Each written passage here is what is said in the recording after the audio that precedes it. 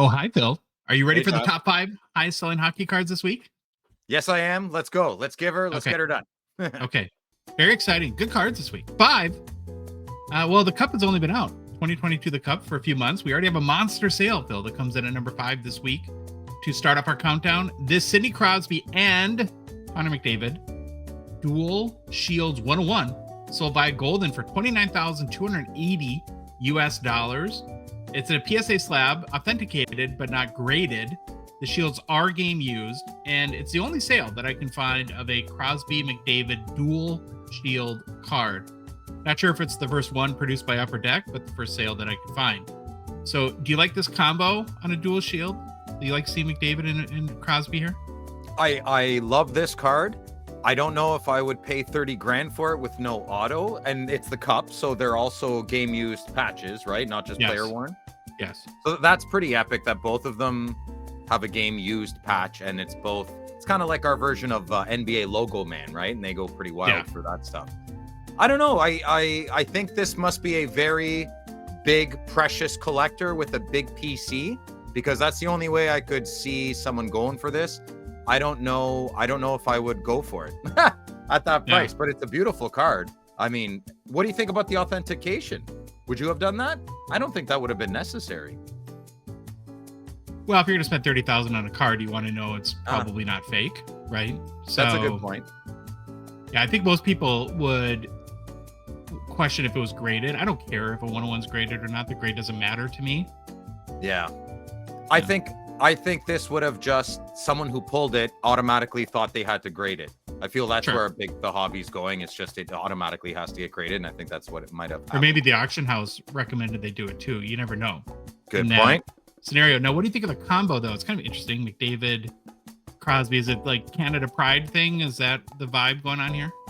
I think they just picked two best players. If it was a Canadian angle they wanted to go for, I don't think they succeeded. Okay. Yeah. Now, do you have any shields in your PC or no?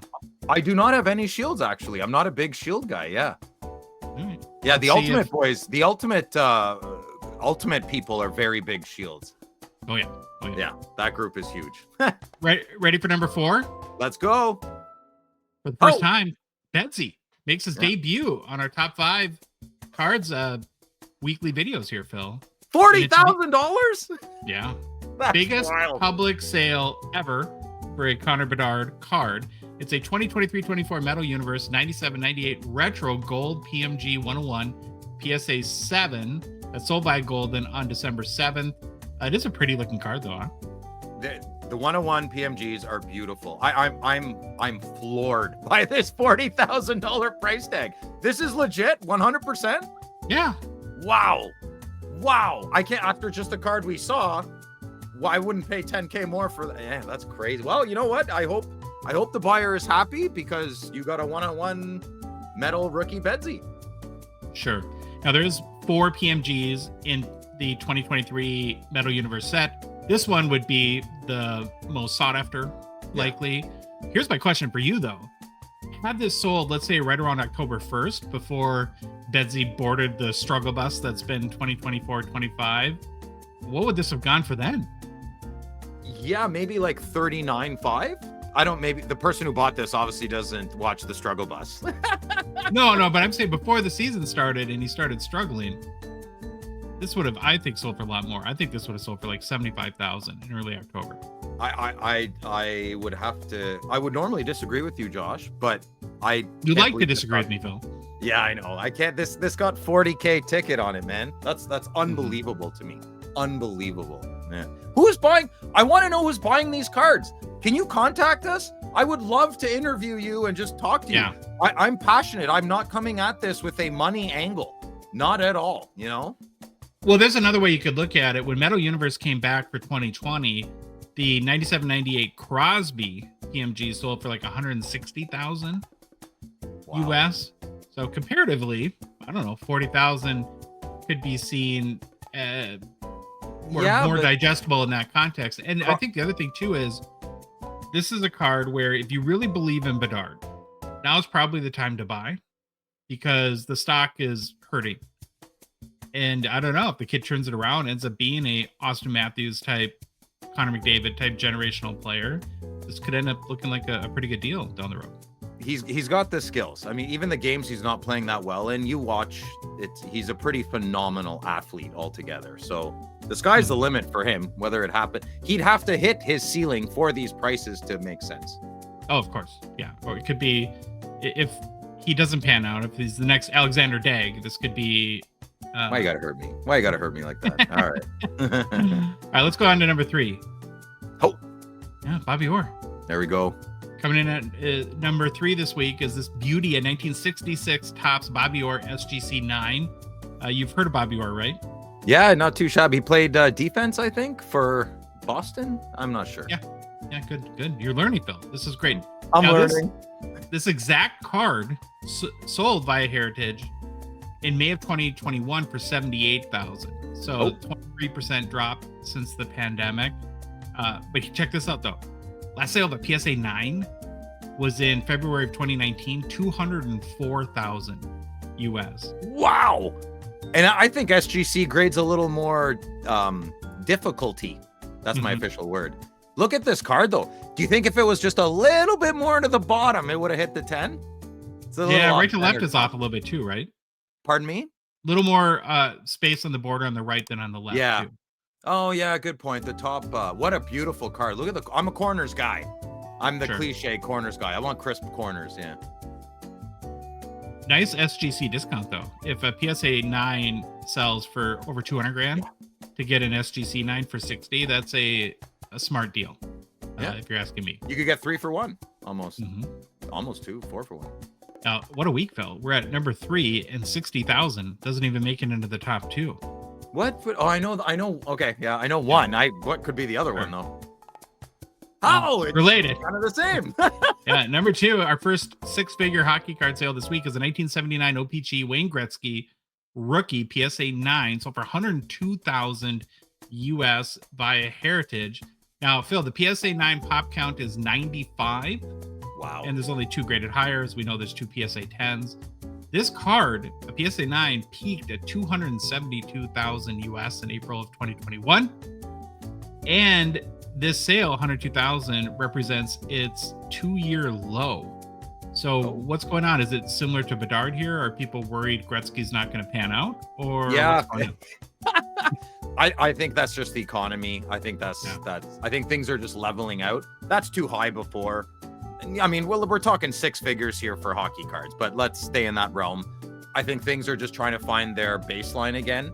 I'm glad prices are coming down. I don't think this has anything to do with the health of the hobby. I think the health of the hobby has never been stronger. I just think prices are finding more of their reality.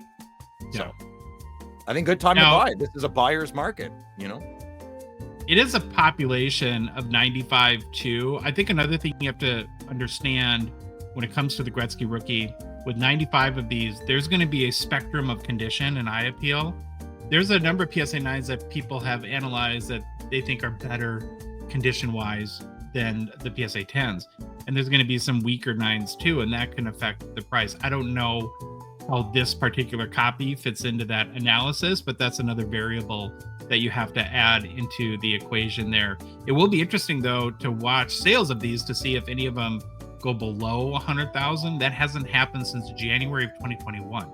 So it's been almost 4 years now since we've had a sale less than 100 grand. That's a mental number too, right? 100,000, right? If it breaks that, oh no, is it a free for all down like a stock? Look at the registration on this card as well. That's not good. No, and it got a 9. You know, look at the oil drop there. That's pretty off. Number 1, you probably guessed it. The most expensive brown cardboard box you'll ever find, and it's the biggest sale this week in the hockey hobby. It's a doozy. How many $2.5 million cardboard boxes do you own, Phil? Not too many. Yeah, I would love to know who bought this. Please reach out. We love you. Well, I love you. I think you're amazing. Other people think you're silly, but I think you're incredible. Good on you, man or woman. I wish we were neighbors. I hope you open the boxes. Just don't open the last one. That's all you should do. Now, after an auction snafu on this sealed case of 1979 O-Pee-Chee back in February, and I should mention too, it's the only known sealed case of 79 O-Pee-Chee hockey, and this it went back to market. It went back on the auction block last month and did fetch 1.2 million less than the first time. Still though, $2.5 million is a lot of money for a case of hockey cards. Now, do you see here on the box, Phil, where it says the packs were 20 cents? No, I don't. Oh my goodness. Wow. Yeah. Incredible. If we had a time machine, Josh. Right. Now, if you bought this and you're kind of a secretive guy, would you keep it under wraps or would you go public? I would never tell anybody. The right people would know. Like you would know, Louis would know, and we would open it. I would do a live really at the last minute, right? And no one would know, and I would do a live. I would do Friday nights with Phil, and I'd open this box, and then everybody would know. So, yeah. Okay, well, that'd be a heck of a Friday nights with Phil. That's for sure. It would be great. I think it's a time capsule. Boxes are meant to be opened, especially this case. What are you gonna do? Keep this case sealed because you got a sealed case? Open the case. I hope who bought this does something really amazing with it. Yeah. So do you predict it will get opened or it won't? I unfortunately think humans are humans, and I there's a little part of me that thinks maybe somebody just bought this to tuck away and sell in 20 years, you know?